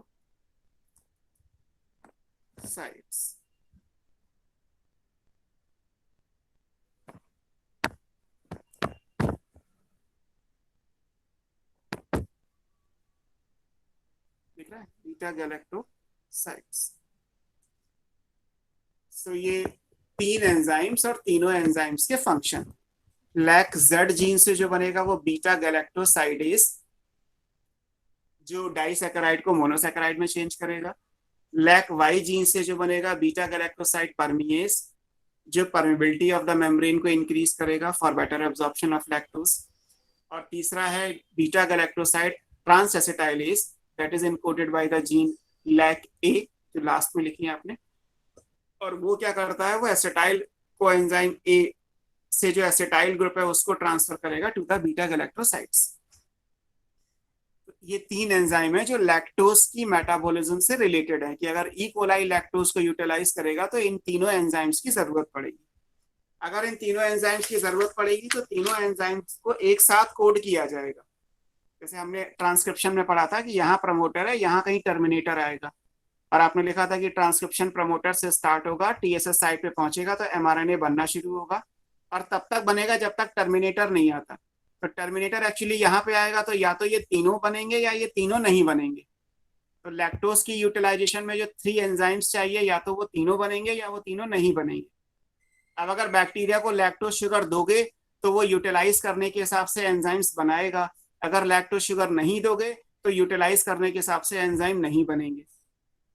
Sugar दी नहीं तो यूटिलाइजेशन हुआ नहीं, तो एंजाइम्स की जरूरत नहीं है। शुगर है तो यूटिलाइजेशन करना है और एंजाइम्स की जरूरत है। तो इसका मतलब लैक्टोज को डाइजेस्ट करने के जो एंजाइम्स हैं, लैक्टोज यूटिलाइजेशन में जो कंसर्न एंजाइम्स हैं, they are formed whenever required, जब जरूरत पड़ेगी तो बना लिए जाएंगे। नॉर्मली क्योंकि लैक्टोज शुगर इकोलाई को मिलता नहीं है, इसलिए वो इन एंजाइम्स को नहीं बनाती, तो नॉर्मली ये जीन्स कैसे हैं, ऑफ हैं। लेकिन जब लैक्टोज मीडियम में प्रेजेंट होगा तो ये जीन ऑन हो जाएंगे और ये एंजाइम्स बनेंगे, ये एंजाइम्स बनेंगे तो लैक्टोज का यूटिलाइजेशन हो जाएगा। तो इसलिए लैक्टोज का जो ओपेरॉन है, लैक ओपेरॉन, वो किसका एग्जाम्पल हुआ, इंड्यूसिबल का, क्योंकि नॉर्मली ये जीन कैसे होते हैं, ऑफ, किसी कंडीशन में ऑन करते हैं। वो कंडीशन क्या है, presence of lactose in the medium. जैसे मैंने उस दिन समझाया था कि इकोलाई तो हमारी बॉडी में है, हमारी बॉडी में जहां इकोलाई है वहां तक मिल्क शुगर यानी लैक्टोज पहुंचती ही नहीं, तो in the normal case E coli lactose को डाइजेस्ट नहीं करता। जब लैक्टोज की अवेलेबिलिटी नहीं है तो लैक्टोज को डाइजेस्ट करने के एंजाइम क्यों बनाएगा। लेकिन अगर हम आर्टिफिशियल मीडियम में इकोलाई को लैक्टोज शुगर दें तो डेफिनेटली लैक्टोज का यूटिलाइजेशन बैक्टीरिया करेगा और उसको करने के लिए जो एंजाइम्स चाहिए वो बनेंगे। इट मीन्स कि जीन को कंडीशनली ऑन ऑफ किया गया, इट मीन्स कि जीन का रेगुलेशन हुआ। इसी के लिए जो मॉडल दिया गया, जो कंसेप्ट दिया गया, वो ओपेरॉन कंसेप्ट कहलाया and propose by Jacob and Monod, जो नॉर्मली हम। तो लैक ओपेरॉन में पूछा जाता है कि ये तीनों जीन्स क्या हैं, कौन से सीक्वेंस में आते हैं, ये याद रखिएगा। सीक्वेंस 3 to 5 लेना है या 5 to 3, क्वेश्चन में जैसा पूछा गया हो वैसा आंसर करिएगा, क्योंकि टेम्पलेट डीएनए होता ही 3 to 5 है, तो बाय डिफॉल्ट जो हमें लेना है वो 3 to 5 ही लेना है। टेम्पलेट 3 to 5 होगा तो ही एमआरएनए 5 to 3 बनेगा। ये हम ऑलरेडी ट्रांसक्रिप्शन में पढ़ चुके हैं। तो जीन का सीक्वेंस नॉर्मली आंसर क्या होता है, lac Z, lac Y, lac A, इस सीक्वेंस में ये तीनों जीन्स आएंगे। अब ये किस कंडीशन में ऑन या ऑफ होते हैं उनको समझ लीजिए। एनसीईआरटी में 2 फिगर बने छोटे से, उससे क्लियर हो जाएगा। बोलो यस, कुछ कह रहे हो। मेरी साइड को वो करती है, मतलब वो मैं समझा नहीं है होती क्या है गैलेक्टोसाइड। जीन तो गैलेक्टोसाइड क्या होता है इसके लिए तो मुझे जो परमेबिलिटी ऑफ बीटा गैलेक्टोसाइड है, मतलब इसका यूज क्या है बीटा गैलेक्टोसाइड का। अरे भाई, आप ई कोलाई अगर एक सेल है, बैक्टीरिया है, तो ऐसा तो नहीं है कि बैक्टीरिया के चारों तरफ आप जो भी दोगे बैक्टीरिया उसको एब्जॉर्ब भी कर लेगा, होता है क्या। No sir. आपकी भी चॉइस है खाने की, तो बैक्टीरिया की भी खाने की फूड प्रेफरेंस की चॉइस होगी ना। तो अब उसको एब्जॉर्ब करना है या नहीं करना है ये कैसे पता चलेगा।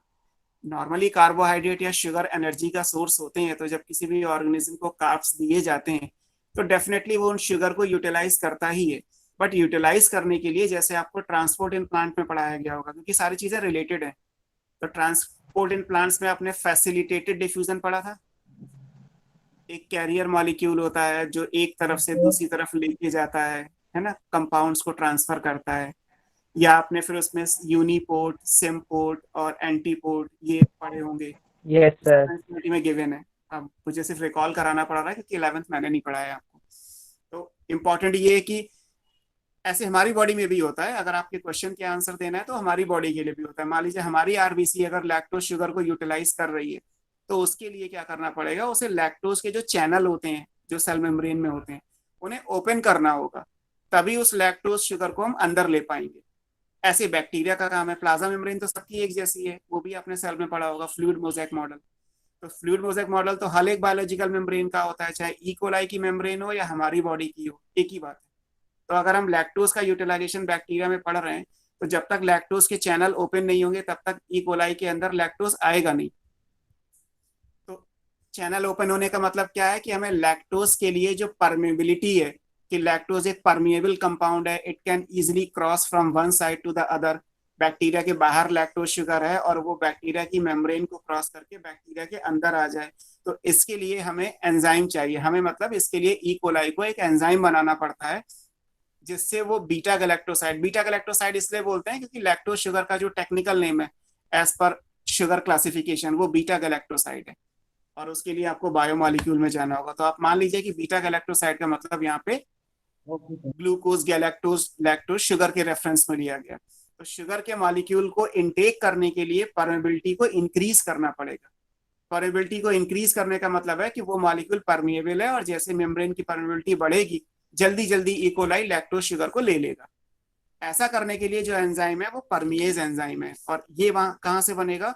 लैक वाई जीन से बनेगा। सबसे पहला काम होता है किसी भी सेल के अंदर कोई भी शुगर या कोई भी रेस्पिरेटरी सबस्ट्रेट आए, और फिर आने के बाद सेल के अंदर डिपेंडिंग ऑन द, क्योंकि अगर ये शुगर है तो ग्लाइकोलिसिस होगी, क्रेब्स साइकिल होगी, उसका यूटिलाइजेशन होगा। और फिर ये भी कि शुगर तो डाइसैकेराइड, चीनी भी आई सकती है हमारी बॉडी के अंदर, सुक्रोज, लेकिन सुक्रोज से पहले ग्लूकोज और फ्रक्टोज बनेंगे, उसके बाद ग्लाइकोलिसिस होगी।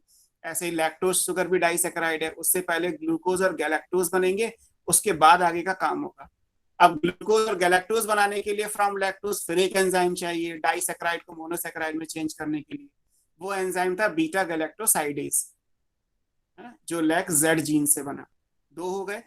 अब तीसरा, जब आप क्रेब्स साइकिल पढ़ते हो तो क्रेब्स साइकिल में आपको पढ़ाया गया होगा एसिटाइल को एंजाइम ए जो है वो बाइंड करेगा ऑक्जेलोएस्टिक एसिड से, सिट्रिक एसिड बनेगा। और एसिटाइल को एंजाइम ए कहां से बनता है? From pyruvic acid. Pyruvic acid से एक कार्बन डाइऑक्साइड निकलेगी तो एसिटाइल को एंजाइम ए आएगा, तो फिर उसमें से एसिटाइल ग्रुप के साथ को एंजाइम ए जुड़ता होगा।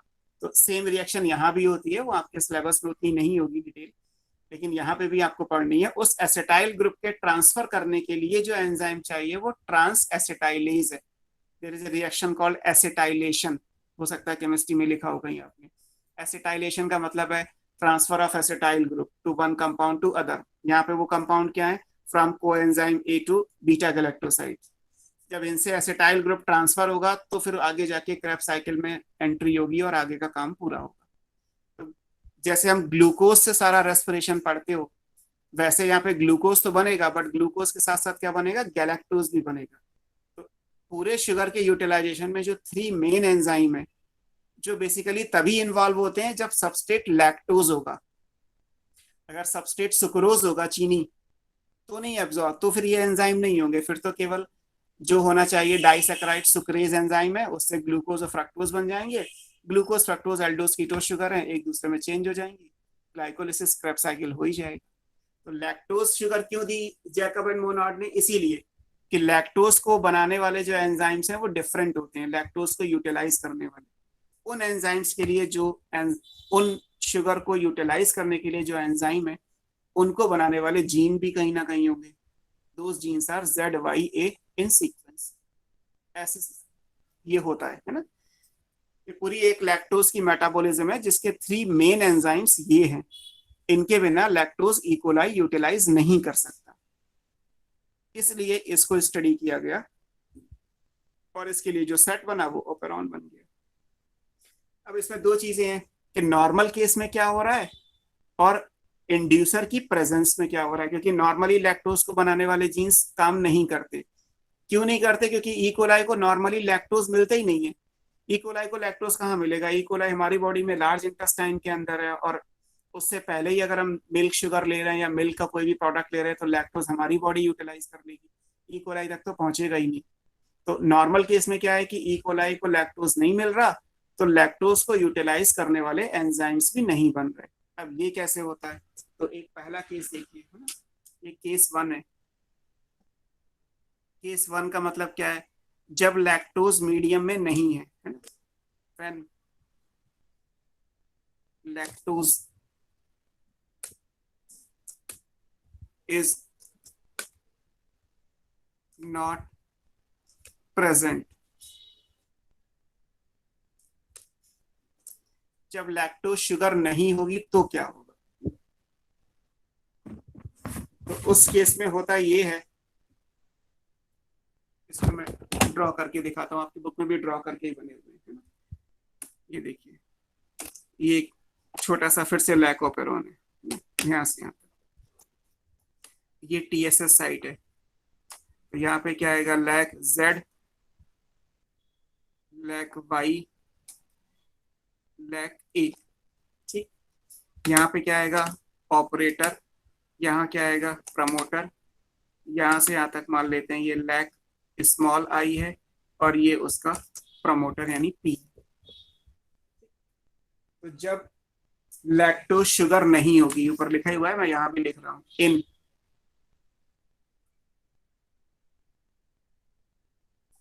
Absence of lactose.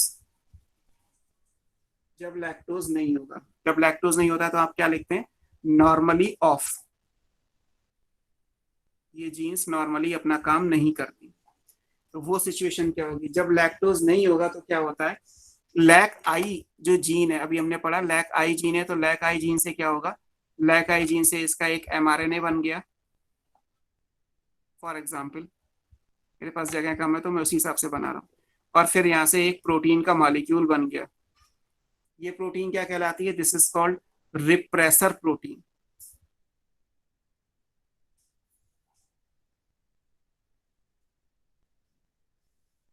मैं दोबारा से लिख देता हूँ, दिस इज रिप्रेसर प्रोटीन। और ये फंक्शनल है, मतलब काम करती है, एक्टिव है ये।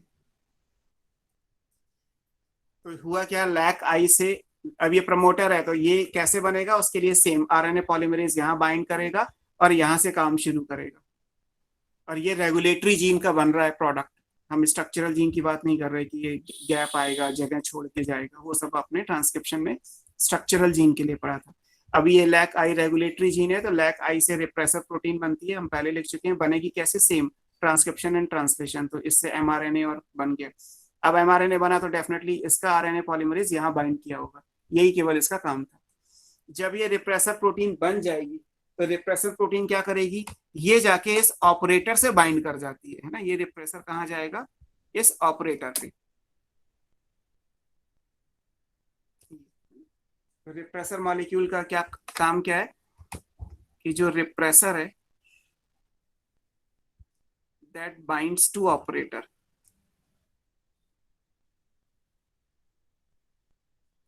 जी, और जब रिप्रेसर ऑपरेटर से बाइंड कर जाएगा तो नॉर्मल केस में क्या होगा कि आरएनए पॉलीमरेज तो यहाँ आएगा जो इनके लिए ट्रांसक्रिप्शन करता होगा, और जब आरएनए पॉलीमरेज यहाँ आएगा तो वो आगे जा ही नहीं पाएगा क्योंकि इसको तो ब्लॉक कर दिया गया। हमने यही पढ़ा था ना ट्रांसक्रिप्शन में कि किसी भी जीन को स्टार्ट करने के लिए प्रमोटर पे RNA polymerase along with sigma factor आएगा, और फिर उसके बाद इस ऑपरेटर वाले सेक्शन को छोड़ के टीएसएस साइट के बाद से एमआरएनए बनाएगा। लेकिन आरएनए पॉलीमरेज जो इन जीन के लिए होगा वो यहाँ पे आ तो जाएगा लेकिन आगे नहीं जा सकता। क्यों, क्योंकि ऑपरेटर को ब्लॉक कर दिया गया। ब्लॉक किसने किया, रिप्रेसर मॉलिक्यूल ने। रिप्रेसर मॉलिक्यूल आया कहां से, वो लैक आई जीन ने बनाया था। तो लैक आई जीन ने एक प्रोटीन बनाई रिप्रेसर, जो जाके ऑपरेटर से बाइंड कर गई, ऑपरेटर को ब्लॉक कर दिया, तो आरएनए पॉलीमरेज फिर आगे नहीं जा पाएगा। ना आरएनए पॉलीमरेज आगे जाएगा, ना एमआरएनए बनेगा, ना प्रोटीन बनेंगे, ना एंजाइम्स बनेंगे, तो आगे कुछ नहीं होगा। इसका रिजल्ट क्या होगा, इसका रिजल्ट ये होगा, यहाँ से लिख दे रहा हूँ, आपकी बुक में लिखा होगा कि जब ये इसको बाइंड कर जाएगा तो क्या होगा। इसका मतलब क्या है कि it prevents RNA polymerase, RNA pol from transcribing क्या, द ओपेरॉन। ओपेरॉन का मतलब स्ट्रक्चरल जीन। स्ट्रक्चरल जीन का ट्रांसक्रिप्शन नहीं हो पाएगा। अगर स्ट्रक्चरल जीन का ट्रांसक्रिप्शन नहीं होगा तो इसका मतलब क्या है, देयर इज नो ट्रांसक्रिप्शन। और अगर ट्रांसक्रिप्शन ही नहीं हुआ तो इसका मतलब नो ट्रांसलेशन। ना ट्रांसक्रिप्शन होगा, ना आगे प्रोटीन बनेगी।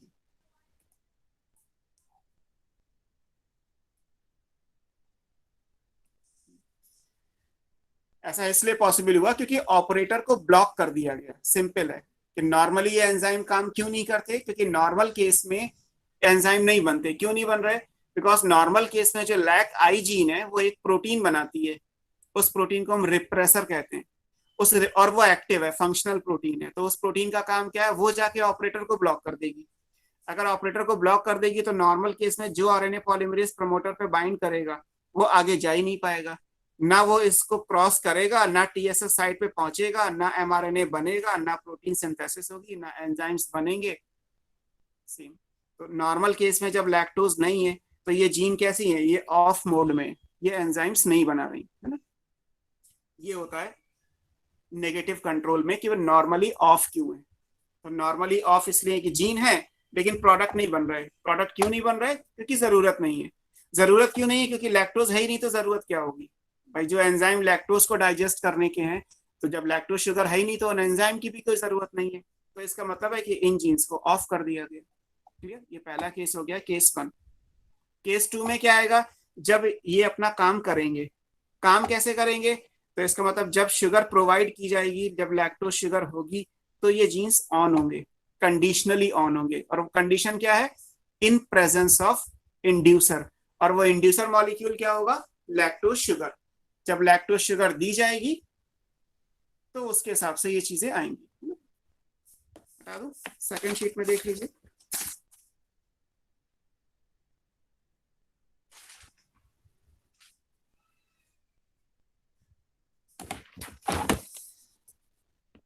नेक्स्ट केस में क्या होगा? केस 2 है ये। That is in presence of sugar. Sugar क्या होनी चाहिए? लैक्टोज। हालांकि जैकब एंड मोरार्ड ने जब यूज किया था तो ये एलोलैक्टोज था।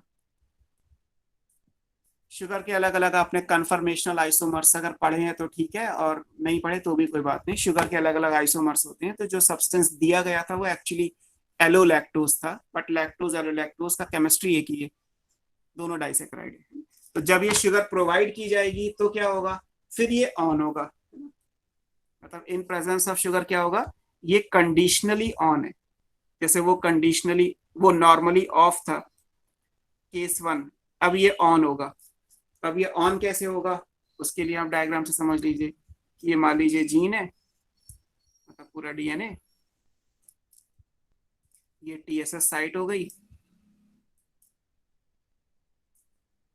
Lack Z, lac Y, lac A. यहाँ O operator, promoter, lac I, और लैक आई का प्रमोटर अलग से भी। ये डायग्राम आ गया। अब इस केस में क्या हो रहा है? सेम। लैक आई का काम क्या है? लैक आई एक एमआरएनए बनाएगा, और एमआरएनए से क्या बनता है? एक प्रोटीन बनती है। इस प्रोटीन को हमने क्या नाम दिया था अभी? Repressor protein. और रिप्रेसर प्रोटीन कैसी बनती है? एक्टिव फॉर्म में बनती है। अब हो ये रहा था कि ये रिप्रेसर ऑपरेटर से बाइंड कर रहा था। अब हम क्या करेंगे? जब हम शुगर देंगे, जब मीडियम में शुगर प्रोवाइड की गई, तो ये शुगर के मॉलिक्यूल क्या करते हैं? ये जाके रिप्रेसर प्रोटीन से बाइंड कर जाते हैं। होता क्या है कि यहाँ पे ये रिप्रेसर, ये शुगर के मॉलिक्यूल हैं। This is lactose sugar. तो क्योंकि ये मीडियम में प्रेजेंट है, तो जब लैक्टोज शुगर मीडियम में प्रेजेंट होगी तो लैक्टोज क्या करेगा? ये इन रिप्रेसर के साथ बाइंड कर जाएगा, और इसके हिसाब से इसे क्या करता है? It makes inactive. अब ये क्या बन गया? इनएक्टिव रिप्रेसर बन गया।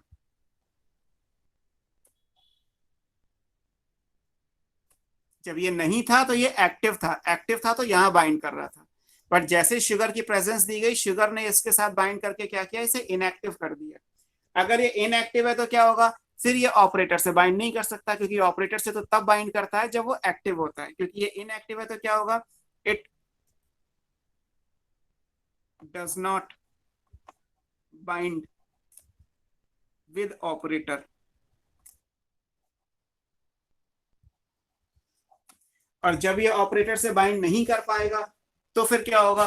फिर जैसे आप पढ़ते हैं कि एक नॉर्मल आरएनए पॉलीमरेज, जैसे आपको ट्रांसक्रिप्शन में पढ़ाया गया, हम फॉर एग्जांपल मान लें कि भाई यहाँ पे आपने क्या पढ़ा था कि normal RNA polymerase along with sigma factor, ऐसे ही पढ़ाया गया था ना आपको। ये बाइंड करेगा, ये बाइंड करेगा तो फिर ये यहाँ तक इसको रीड करेगा, फिर ये आगे जाएगा, आगे जाएगा तो यहाँ से इसका एमआरएनए बनेगा, और फिर यहाँ से वो 3 एंजाइम्स यानी 3 प्रोटीन्स बन जाएंगी।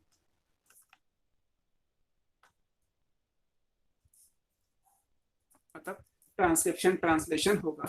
तो जो एंजाइम्स बनने चाहिए, this is enzymes for lactose utilisation. जो भी आपने 3 अभी लिखे एंजाइम वो सब बनेंगे, beta galactosidase, beta galactoside परमिएज and beta galactoside transacetylase, है ना। ट्रांसक्रिप्शन ट्रांसलेशन दोनों होंगे, ट्रांसक्रिप्शन भी होगा और अगर ट्रांसक्रिप्शन हुआ है तो डेफिनेटली ट्रांसलेशन भी होगा। अब कोई रुकावट तो है ही नहीं ना, क्योंकि जो इनको काम नहीं करने दे रहा था वो ये था कि रिप्रेसर ओ से बाइंड कर रहा था, तो ये आगे जा ही नहीं सकता था। अब ऑपरेटर फ्री है तो ये आगे जा सकता है। ऑपरेटर को फ्री करने के लिए रिप्रेसर को इनएक्टिव किया गया। तो इनएक्टिव कैसे किया गया? जैसे ही मीडियम में लैक्टोज शुगर दी गई, लैक्टोज शुगर ने जाके रिप्रेसर प्रोटीन से बाइंड करके उसको इनएक्टिव कर दिया। जब इसको इनएक्टिव कर दिया तो उसके हिसाब से अब ये फ्री है, और ये फ्री है तो आगे जा सकता है। क्लियर? तो इस हिसाब से ये लैक ओपेरॉन। सर हाँ बोलो। सर परमेज एंजाइम सर परमिबिलिटी बढ़ा है ना सर लैक्टोज को एंट्री की, तो हाँ हाँ, सर लैक्टोज एंट्री कैसे करेगा स्टार्टिंग में? स्टार्टिंग में सर स्टार्टिंग में लैक्टोज चाहिए ना सर एज ए उसके लिए होता क्या है कि कॉन्सेंट्रेशन कभी भी जीरो नहीं होती। जैसे फॉर एग्जांपल मैं मान लूं कि लैक्टोज को 100 मॉलिक्यूल दिए इकोलाई को, तो इकोलाई लैक्टोज 100 यूटिलाइज कर लेगा। यूटिलाइज करने का मतलब 100 चलो एब्जॉर्ब कर लिए। अब अंदर आने के बाद एक्चुअली होता क्या है कि उसमें से 95 ही यूटिलाइज होंगे, 5 मॉलिक्यूल लैक्टोज के हमेशा बचे रह जाएंगे। कभी भी जीरो कंसंट्रेशन नहीं होती। जैसे मान लीजिए ये, अभी आप यहां से समझिए कि ये क्या हो रहा है कि लैक्टोज दिए, 100 मॉलिक्यूल दिए, एंजाइम्स बने। अब क्या होगा, ये जो मॉलिक्यूल है 100 तो दिए गए, इनमें से ये 5 मॉलिक्यूल रिप्रेसर को इनएक्टिव कर रहे थे। क्लियर? तो जो 95 थे वो आए, इन एंजाइम्स की वजह से वो 95 यूटिलाइज हो गए। अब जब वो ओके सर। यूटिलाइज हो गए तो एंजाइम तो बन ही चुके हैं, तो ये एंजाइम क्या करेंगे, जो ये लैक्टोज यहाँ पे बाइंड किया था ना, इसको भी डाइजेस्ट कर देंगे फाइनल। तो सारा लैक्टोज खाली हो गया। अब जब सारा लैक्टोज खाली हो गया तो ये फिर से एक्टिव हो गया, ये फिर से यहाँ पे जाके इसको ब्लॉक कर देगा, तो ये अपने आप बंद हो जाएंगे, है ना। सीक्वेंशियल होता है। सीक्वेंशियल का मतलब ये सब सीक्वेंस में है, हम अपनी मर्जी से कहीं पे रोक नहीं सकते, ये ऑटोमेटिकली चलता रहेगा। जैसे हम अगर ये कहा जाए कि हमारी बॉडी में चावल को डाइजेस्ट करने के लिए अल्फा माइलेज चाहिए, तो अल्फा माइलेज नहीं बन रहा क्योंकि मैंने राइस तो सर लिया ही नहीं। तो इसका मतलब ये नहीं कि अल्फा माइलेज की कॉन्सेंट्रेशन जीरो है, या आपकी बॉडी में स्टार्च की कॉन्सेंट्रेशन जीरो हो जाएगी। जीरो नहीं होगी, एक सिग्निफिकेंट लेवल से नीचे चली जाएगी, जिसे हम जीरो कंसिडर कर लेते हैं। तो लैक्टोज हमेशा जीरो नहीं होता। एक्चुअली लैक्टोज पहले से भी प्रेजेंट था, लेकिन वो यहाँ यूटिलाइज हो गया। अब मान लीजिए सारा हो गया, एंजाइम बंद हो गए। एंजाइम बंद हो गए तो लैक्टोज के 3-4 मॉलिक्यूल बचे रह जाएंगे। अब जब फिर से लैक्टोज दिया जाएगा तो वो 3-4 मॉलिक्यूल क्या करेंगे, वो 3-4 मॉलिक्यूल फिर से जाके इसको ब्लॉक करेंगे, ये एंजाइम्स बनेंगे। जब एंजाइम बनेगा तो परमिबिलिटी खुलेगी, वो और 100 मॉलिक्यूल को अंदर ले आएगी। तो फिर जब 100 ओके सर। मॉलिक्यूल अंदर आए तो 3-4 वो, और बाकी फिर मान लीजिए 95 यूटिलाइज हो गए, फिर 3-4-5 बचे रह गए, नहीं है। फिर अगले दिन मान लीजिए फिर 100 मॉलिक्यूल दिए, तो फिर वो 3 to 4 मॉलिक्यूल जाके सेम फंक्शन करेंगे, परमिबिलिटी बढ़ाएंगे। और ये जैसे क्वेश्चन होता है ना कि पहले मुर्गी आया पहले अंडा, तो इसमें से फर्स्ट क्या हुआ, जब पहली बार मान लीजिए बैक्टीरिया बना होगा तब क्या हुआ होगा, तो that is a big question mark. वो साइंस में हमेशा रहता है कि बिल्कुल जीरो स्टेप पे क्या हुआ होगा, because million billion years ago अगर एक प्रोकैरियोटिक सेल बनी होगी तो उस टाइम पे क्या हुआ होगा वो तो कोई नहीं कह सकता। आज क्या हो रहा है वो हम कह सकते हैं। तो आज होने का मतलब ये है कि कॉन्सेंट्रेशन कभी भी जीरो नहीं होती, है ना। ये हमेशा इसी तरीके से वर्क करता है ना। लैक्टोज जीरो है इसका मतलब ये नहीं कि लैक्टोज के एंजाइम जीरो हो गए, वो एक नॉमिनल लेवल जो इनसिग्निफिकेंट होता है, जिसको हम नेग्लेजिबल मानते हैं। बहुत सारी जगह आप लिखते हैं कि ये नेग्लेजिबल है, इसको इग्नोर कर देते हैं, बट इग्नोर करने का मतलब जीरो नहीं होता, it doesn't mean zero. Zero तो एक्चुअली हो ही नहीं सकता कभी, है ना। तो ऐसे यहाँ पे भी है, कोई भी चीज यहाँ पे जीरो नहीं होगी। एक लेवल से ज्यादा होगी तो यूटिलाइजेशन हो जाएगा, एक लेवल से नीचे चला गया तो यूटिलाइजेशन रुक गया, but that never comes to zero. जैसे हमारी बॉडी में मान लीजिए इंसुलिन ग्लूकेगॉन काम करते हैं, तो ब्लड शुगर को ऊपर नीचे तो करते हैं, कभी ये तो ना करते हैं कि ब्लड शुगर जो है वो जीरो हो जाए तो क्या होगा, या मैक्सिमम हो जाए तो क्या होगा, वो तो कभी आएगी नहीं सिचुएशन। जैसे वो 80 से नीचे गई हार्मोन ने काम करना शुरू कर दिया, जैसे वो 140 से ऊपर गई फिर हार्मोन ने काम कर दिया, सो दैट वो 80-140 के बीच में ब्लड में हमेशा मेंटेन। तो ऐसे ही सारी चीजें यहाँ पे भी हैं, हम इसको जीरो कंसिडर नहीं कर सकते। क्लियर? सो ये लैक ओपेरॉन की बात हो गई। लैक ओपेरॉन मैंने आपको पहले एक ओपेरॉन भी पढ़ाया। ओपेरॉन के अंदर स्ट्रक्चरल जीन्स आएंगी, ऑपरेटर, प्रमोटर, इनिबिटरी यानी रेगुलेटरी स्मॉल आई, और स्मॉल आई का प्रमोटर, इंड्यूसर और रिप्रेसर। ये सारी चीजें एक टिपिकल ओपेरॉन में होती है। फिर अगर हम लैक ओपेरॉन पढ़ेंगे तो उसमें सिर्फ यूनिक ये कि कौन सी स्ट्रक्चरल जीन है। देयर आर 3, बट कौन सी है तो लैक जेड वाई ए तीनों क्या काम करती है, कौन से एंजाइम बनाती है, वो पढ़ लिया।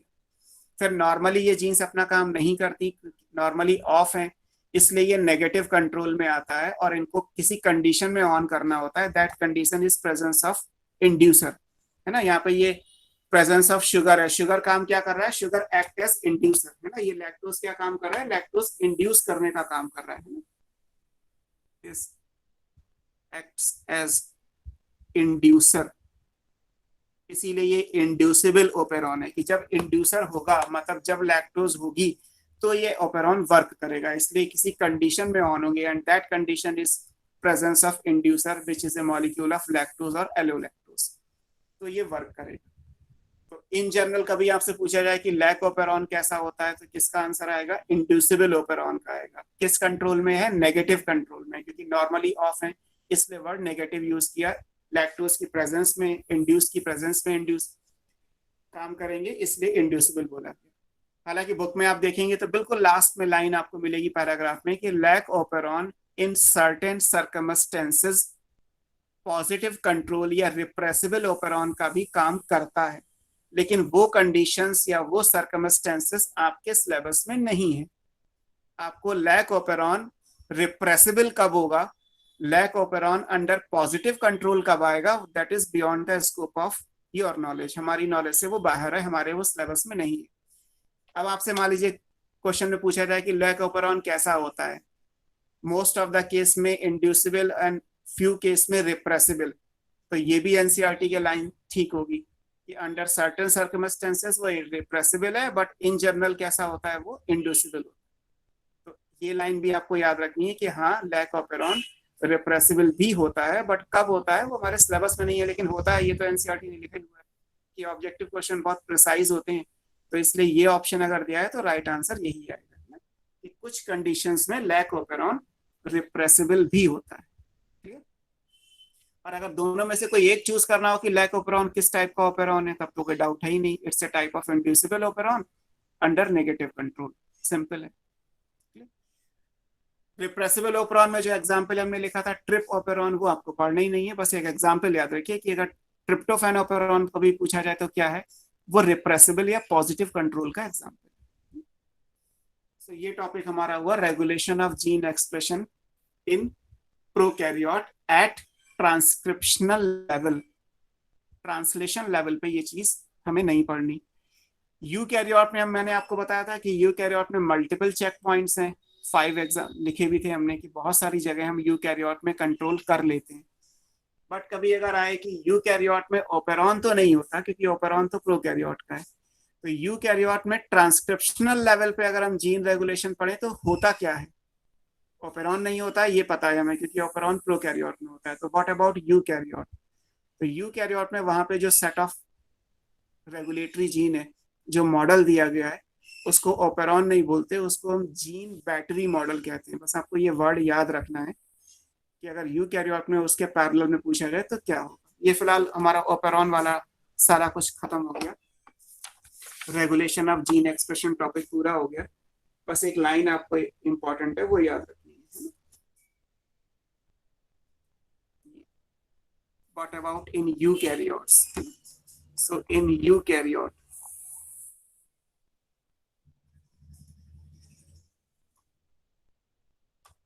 control of gene expression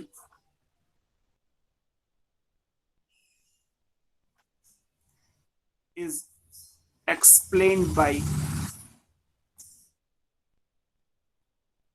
using, यहाँ पे ओपेरॉन नहीं है, ये क्या है, इसे कहते हैं gene battery model. Rather than operon यहाँ पे क्या यूज हो रहा है, जीन बैटरी मॉडल यूज हो रहा है। किसने दिया था, ब्रिटेन एंड डेविडसन। डिटेल नहीं पढ़नी, कुछ नहीं पढ़ना, एनसीईआरटी में भी ये लाइन नहीं है, लेकिन फिर भी एक ऑप्शन में जीन बैटरी मॉडल होगा।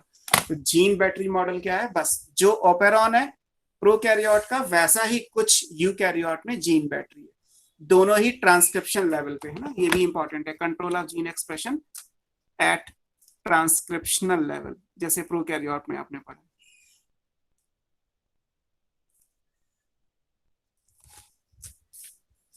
ट्रांसक्रिप्शन लेवल पे देखना है, जीन एक्सप्रेशन को रेगुलेट करना है, प्रोकैरियोट में by operon, Jacob and Monod, eukaryote में by gene battery model, Britten and Davidson, बस। So this is all about regulation of gene expression. Lac operon important topic है, इसलिए अच्छे से याद करिएगा, मतलब समझ के करिएगा।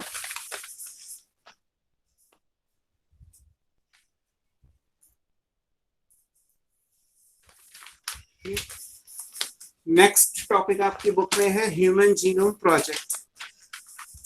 क्लियर? और फिर आएगा डीएनए फिंगरप्रिंटिंग, है ना। ह्यूमन जीनोम प्रोजेक्ट और डीएनए फिंगरप्रिंटिंग तो हम पढ़ेंगे, जैसे ये सब पढ़ ही रहे हैं उसी तरीके से। ह्यूमन जीनोम प्रोजेक्ट एक्चुअली पूरा ही डिस्क्रिप्टिव है, मतलब ह्यूमन जीनोम प्रोजेक्ट एक बहुत बड़ा मेगा प्रोजेक्ट था, तो उसमें बस आपको कुछ सेलिएंट फीचर्स पढ़ने, तो मैं आपको एक्सप्लेन तो करूंगा, बट उसका जो भी आपको हैंड आउट है, आपको कैल्विन का मॉड्यूल तो मिला ही होगा ना, यस और नो? ओके, तो कैल्विन का मॉड्यूल आपको जो मिला है वो मैंने ही बनाया, मेरा लिखा हुआ ही है, तो उसी को लेके बैठिएगा, मतलब उसको अगर आप एट द टाइम ले पाए तो ठीक है, वरना मैं आपको भी लिखने, सिर्फ हमें लिखना है, उसमें जो चीजें समझाने को है वो एक्चुअली कुछ है ही नहीं, क्योंकि टेक्नोलॉजी बहुत हाई स्टैंडर्ड की है, हम कुछ समझ नहीं सकते, बस केवल जो लिखा हुआ है उसको याद करना है, इंपॉर्टेंट है क्योंकि उससे क्वेश्चन आता ही है। और फिर डीएनए फिंगरप्रिंटिंग है, वो हम प्रॉपर इसी मोड में पढ़ेंगे जैसे हम पढ़ रहे हैं, तो वो आपको समझने की जरूरत है डीएनए फिंगरप्रिंटिंग, तो वो एक पूरा टॉपिक है। तो दो टॉपिक इस चैप्टर में बचे हैं, ह्यूमन जीनोम प्रोजेक्ट और डीएनए फिंगरप्रिंटिंग, नेक्स्ट क्लास में कर लेते हैं। ह्यूमन जीनोम प्रोजेक्ट आपको मैं सीधे सीधे ऑलरेडी लिखा हुआ होगा, मैं आपको उससे प्रेजेंट करूंगा और उसको समझाऊंगा कि क्या क्या चीजें हमारे लिए उसमें इंपॉर्टेंट है। और अगर आप अपने पास वो फाइल रख सकते हैं क्लास के टाइम पे, आपके पैरेलल में अगर आप उस चीज को देख सकते हैं जो कैल्विन के मॉड्यूल में, क्योंकि वो पॉइंट वाइज है, एनसीईआरटी में है लेकिन पैराग्राफ वाइज है, पॉइंट वाइज पढ़ेंगे तो एक एक पॉइंट को हम डिस्कस कर पाएंगे कि ह्यूमन जीनोम प्रोजेक्ट में क्या क्या चीजें important. Okay, see you in next class, फिलहाल के लिए इतना ही।